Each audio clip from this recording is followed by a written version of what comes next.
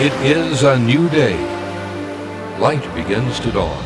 Rays of life, giving energy, break forth in glorious splendor. It is the dawning of a new day in consciousness. The light of illumination begins to break upon you from within. You are a spiritual being, a light being. You have been endowed with 12 cosmic powers, 12 gifts of light: faith, strength, wisdom, love, power, imagination, understanding, will, order, enthusiasm, release, life. Accept your 12 powers. Burst forth into the dawning of a new way of life. Join with well-known authors and professionals in their fields, a minister, psychotherapist, and medical doctor, as they introduce a whole brain learning approach to developing your 12 powers. Express more fully your power of wisdom and good judgment. Tell me about this person. What kind of person do you think this is? Their personality, their feelings, their dreams, aspirations. What makes them tick, motivates them, gets them up in the morning? How about this guy? How do you emotionally respond when someone like this pulls up next to your car? What thoughts cross your mind? Are you afraid? Is there discomfort? Do you make judgments based on the motorcycle? He must be mean, drug user, violent, maybe criminal. This is one of our Sunday school teachers, and he leads a meditation group, and he's studying for a life of service to others in the ministry. Just as we cannot tell much about this person from this small bit of information, we really can't tell much about a person from just appearances or actions. All of us, each day, see only bits of anything, never the whole picture. So we need to give up thinking that we understand the whole person or the whole situation from the tiny bits of information we sometimes have. This is wisdom. Wisdom and good judgment. As Gay Lynn said, we have to make judgments every day. Every day is judgment day. We have to use wisdom and good judgment. Our wisdom or judgment ability is our power to evaluate and to choose. We sit on the bench in the courtroom of our mind, and we make rulings, we make judgments and choices. We hand down decrees. We decree a thing, and then it becomes so for us. It becomes our reality. We may say as we get up in the morning, "Oh, I dread today. I know it's just going to be a terrible day. It's going to be a mess." Or we may say, "I look forward today. I go to meet my good today." And the difference is not in the day. It's the same day. The difference is in our judgment and our choice. Is the glass half full or half empty? Do rose bushes have thorns or do thorn bushes have roses? You see, what do we focus on, the roses or the thorns? It's our choice, isn't it? Do I make choices that lead me to a fuller, better, healthier, more fulfilling life? There's a story of a reporter at a baseball umpires convention, and this reporter is interviewing the different umpires about how they make those split-second decisions in the hotly contested games. What kind of pressure they're under to make that call. And the reporter is especially interested in how the umpires call balls and strikes. When this baseball is traveling at almost 100 miles an hour and just cuts the corner of the plate. So he asked one umpire, how do you make such a snap decision? And the umpire says, "Well, son, there's balls and there's strikes, and I calls them the way I sees them." And the reporter said, "Thank you," and caught up with another umpire, write his story. He said, "It's a famous umpire," and he asked him the same question. And the umpire said, "Well, son, there's balls and there's strikes, and I calls them the way they are." So he pursued another old-time umpire, and he received this answer. "Well, I'll tell you, there's balls and there's strikes, but they ain't nothing till I calls them." You see, we make the calls. Our choices determine our lives. What kind of an umpire am I? How do I make the calls? What do I call myself? What kind of self-talk do I use? What names do I call myself? Failure or stupid or weak?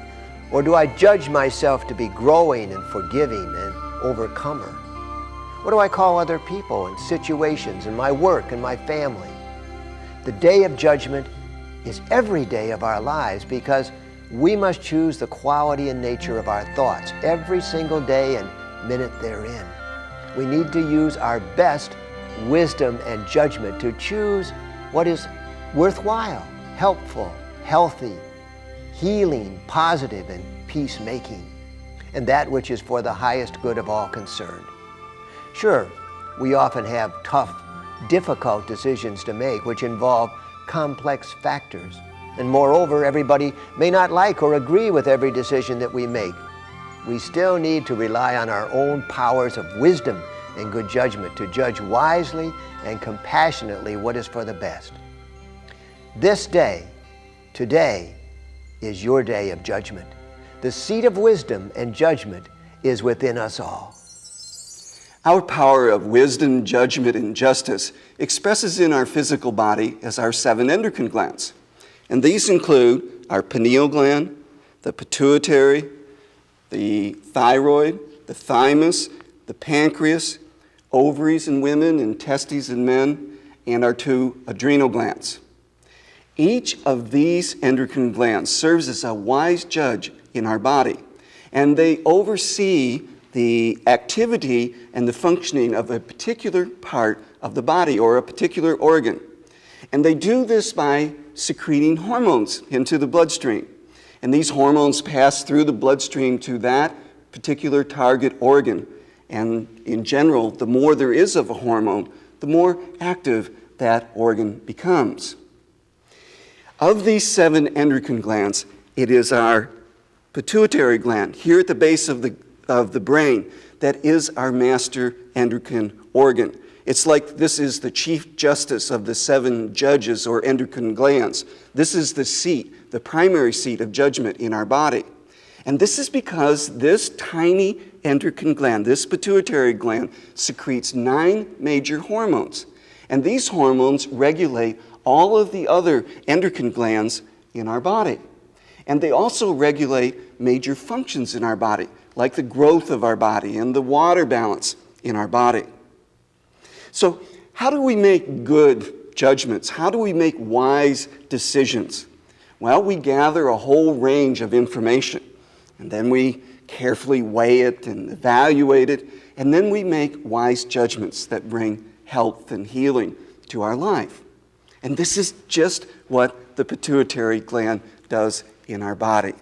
All of the hormones that are secreted by the other endocrine glands, they travel in the blood up here to the pituitary gland, to this wise judge, and it weighs the amount of these hormones, if they're in balance with one another, and it also takes information from here in the brain, from the hypothalamus, and then it makes wise judgments about how much of its own 9 hormones that it's going to secrete back out into the body. Our pituitary gland also responds directly to the judgments we make. And this is the most fascinating part. So let's say that we see ourselves as being filled with energy. So the pituitary picks up that judgment, and it sends a hormone down to our thyroid gland, which tells the thyroid to secrete just the right amount of its hormone, which gives us just the right amount of energy. How about if we make wise judgments, loving judgments about ourselves and others? Our heart is open. What gland would that influence the most? Well, it would be the thymus gland. And the thymus gland regulates our immune system. So when we are wise and loving, now our immune system is healthy and our whole body is free of disease. So this is the principle. As we judge, as we make these judgments, they get carried right out in our body. Our very own endocrine glands respond to our judgments and change the amount of hormones in our body. So let's be sure that we make good judgments, wise judgments, loving judgments, and this will bring balance and harmony and wisdom into our life. In 1993, my husband David and I were traveling across the country on an extensive book tour. We found ourselves in a beautiful coastal city and decided to spend a warm summer's day at the beach. I love the seashore, and I joined a little girl who was very friendly and playing by the surf. Her parents were an average-looking middle-class couple who waved to me in a friendly way as they sat on their beach blanket. As the little 5-year-old and I played together, a couple came by who had found a beautiful starfish, and they graciously shared their beach treasure with us. The little girl was thrilled when they gently placed the starfish in her hand. We all delighted in the moment, sharing her joy of holding a starfish for the first time. As the couple walked away, the little girl leaned over to me and said, in a loud whisper, "Those are the bad people. You have to be careful of them." "Why?" I asked. "Because they will rob you and hurt you." "Who told you that?" And she said, "Mommy and Daddy." And I said, "These people did not hurt you. In fact, they were very nice to you and let you hold their starfish." She only looked at me confused because her mental image was programmed to be a negative view, even though her experience was different. Her family tape of prejudice and bias based solely on the color of a person's skin was still running. We too must look at our own family tapes and do some deleting and editing. Our family fears and judgments may have unconsciously taken root in us, and like the little girl, we've automatically judged something or someone, even though our actual experience might be very different. Some families have judged that only crazy people go for counseling, and they don't see themselves as being crazy. Well, this prejudice can block our ability to seek the help and support needed. What are some of your family's prejudices and negative judgments that you have absorbed and now need to change or to release? John Milton said in Paradise Lost, "The mind is its own place, and in itself can make a heaven of hell, a hell of heaven." In other words, we can make a hell of a life or a heaven of a life. It's largely up to each of us as a choice person. Again, we are the judge in the courtroom of our mind. Life doesn't judge us or punish us or have a last judgment to condemn us. Here's Michelangelo's famous painting in the Sistine Chapel in the Vatican in Rome. The stories and jokes that we've all heard of being brought up before a throne and being sent to a heaven or hell are, as Joseph Campbell would point out, really powerful mythological ways of portraying the ability all of us have to send ourselves toward freedom and peace or punishment and misery. So use judgment with extreme care. Now, we're warned about this particular power of judgment. Do not judge so that you may not be judged. Matthew 7:12. We've all heard that. Now, does that mean that we're to make no judgments? That would be like telling a judge in the courtroom not to make decisions, not to decide right from wrong, not to decide the case before the court. We have to make good decisions, choices, and judgments. The caution really is about being judgmental.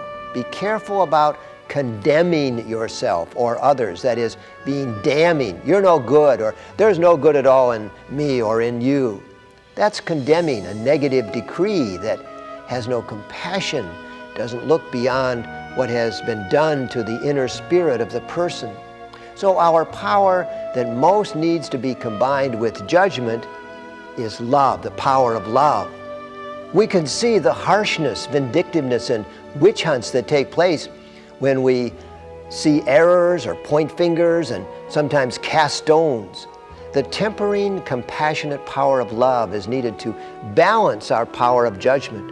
Also, we can see that we can get ourselves into a hell of a life by having lots of love but not using good judgment, maybe in picking the people with whom we fall in love. We can be so loving that we can't seem to set healthy boundaries as we try to help others. Thereby we allow them maybe to use us for their own selfish purposes. I once knew a woman who complained about her unemployed alcoholic husband. And as I talked with her one day, I found out that this was her third alcoholic husband. She'd made that choice for the third time in her life. So love and wisdom combined creates a powerful synthesis. In the biblical accounts of Jesus and his disciples, James and John were brothers. James is often taken to represent wisdom, whereas John represents love. Their being brothers indicates that love and wisdom are closely related. And Jesus almost always took Peter, who represents faith, you remember, James and John with him when he went to pray or have a major decision or faced a life crisis. In like manner, we take with us faith, wisdom, and love as our primary helpers in meeting the challenges of life. Over half of the marriages in the United States end in divorce, and I've sat with numerous couples over the years and struggled to help them make the most agonizing, gut-wrenching decision of their lives. Making this judgment affects children, grandparents, aunts, uncles, cousins, neighbors, and friends. My counsel to people is to work things out, to stay and grow together whenever possible. Many couples are able to do this. They get counseling, learn new communication skills, become less judgmental, and work more cooperatively with the whole family. Some families do go through the divorce process, and often families are left with emotional wounds and scars that can have an effect on the rest of their lives. To stay in a marriage that is dysfunctional, abusive, has no love or warmth is also damaging. So the decision of divorce has to be evaluated and judged by each person and family. Many things must be considered, especially the well-being of the children. I found myself wrestling with this decision in my marriage with my former husband. We had 2 lovely children, a nice suburban home, and a supportive family, but an erosion of love and companionship was taking place almost daily. To deal with this, I wrote in my journal regularly, which was my way to sort out my thoughts and feelings about myself, my husband, my children, and other family members who were influencing our lives. I paid close attention to my dreams, talked to a counselor, received support from my minister during this time. One of the most vivid dreams that I had was of my grandmother. She was standing at the top of a staircase, and she had her hand extended to me. She motioned for me to come to her. My grandmother had been dead for many years, and her loving presence gave me comfort. She could see I was sad and distraught. She was saying to me that I did not have to keep going on this way. I could be with her.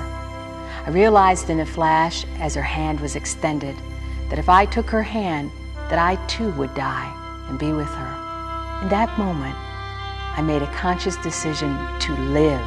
I wanted to live, and I withdrew my hand. And she smiled with love, and I woke up knowing that no matter what I had to go through in the next weeks, months, or years, I would make it. It seemed to me that on a deep feeling level, I was making a decision. I needed to be out of the marriage. How would I make that change? It is like a death experience. Something does die, but something new also arises out of the ashes of what has been. Now my soul was saying, how are you going to move out? You choose. Some people literally move out of failing family situations by getting sick or dying. I didn't want to do this. I decided to live. I took my wedding ring off and I started a new life. It wasn't easy, but this turned out to be one of the wisest decisions I ever made. When we talk about the power of wisdom and good judgment, we're also talking about the aspect of justice. And justice is often portrayed as a woman, and she has a blindfold, and she holds a scales in her hand. I'm sure you've seen this in courtrooms or on TV shows. So what does that blindfold mean? It means we're not to judge by external appearances alone, but we are to look within, to use our intuition to make good judgments. And of course, the balance scale means we're supposed to weigh and to evaluate all of that information very carefully to make a wise judgment. So let's see ourselves now as being a balance scale. Let's go into meditation and use a visualization.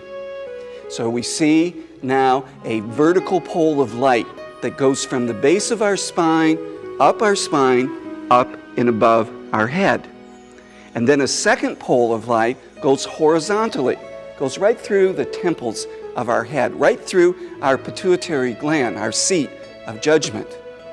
Off to the right of this pole, a couple of feet off to the right side, visualize chains hanging down to hold a weighing station. And then off to the left of the head, off that left side of the pole, visualize another weighing station. Now, consider some major evaluation you're making right now. Maybe about a relationship with a loved one, or some problem at your job, or maybe you have an endocrine imbalance. In the right weighing station, place all of the facts and the figures that you've gathered about this condition. Carefully think these through and analyze them, and consider all of the pros and cons of any judgment you would make about this information. And then, in the left weighing station, put all of your gut feelings, your hunches, your dreams, your visions, your intuitions. And as you carefully weigh these, maybe you'll see something that you had been blind to up until now. Let this weighing process continue slowly, the scales going back and forth until they reach their equilibrium. And then turn within, call upon Spirit, your own higher self, to give you its higher wisdom.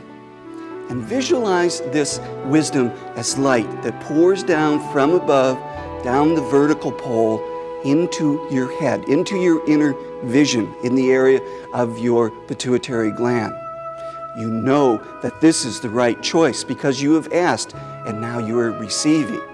Now you are judging right judgment and you are balancing the scales of wisdom. Use wisdom and good judgment to see the whole person. Every day is Judgment Day in the courtroom of your mind. Every good judgment I make brings balance and harmony to my endocrine glands. I release prejudices that block my life. I make a heaven of a life by using my power of good judgment. I make wise and healthy decisions for the relationships in my life. I am willing to change and grow. I use my intellect and intuition in a balanced and just way, and I bring harmony and peace into my life. There's an old Chinese wisdom that says, the road turns with your feet. That means I can't really make a fatal mistake or error from which there's no recovery or no way to proceed in life. There is no dead end. I may think I made a terrible mistake or a horrible decision, but life goes on. The road turns with my feet as long as I keep moving forward. I can learn from that decision and weave that into my wisdom. It's like a musician playing a wrong note, which they do all the time.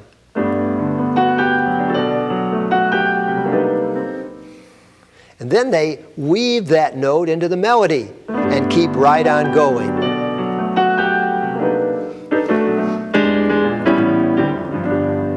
The wrong note creates a dissonance that the musician skillfully uses to modulate to a new key. The musician makes it appear as if the whole progression was intended that way, as if it's the only way it could have been. In like manner, we can hear or recognize our mistake and then transcend the mistake and incorporate the lesson that we've learned, rather than stop, beat ourselves up, lament, or call ourselves negative names. We can change key, change the perspective, stay in the flow, and keep going.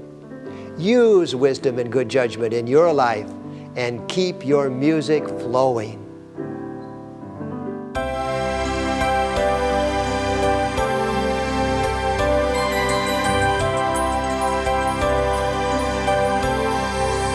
Out of confusion,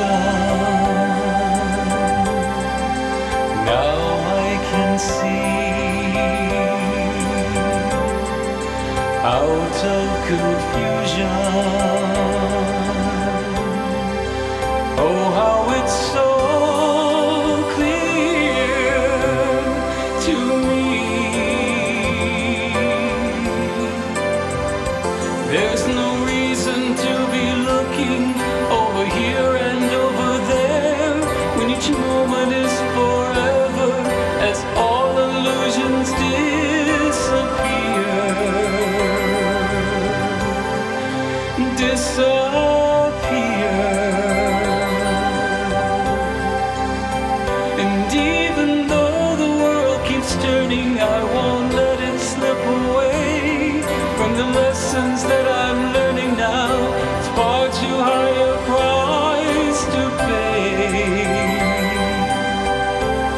won't let it slip away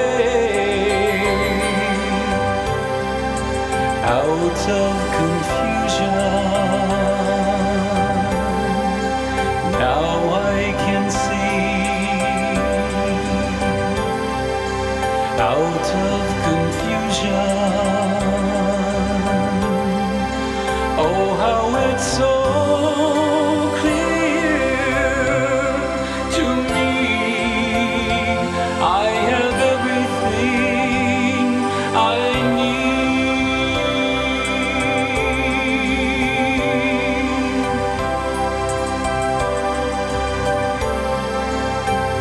I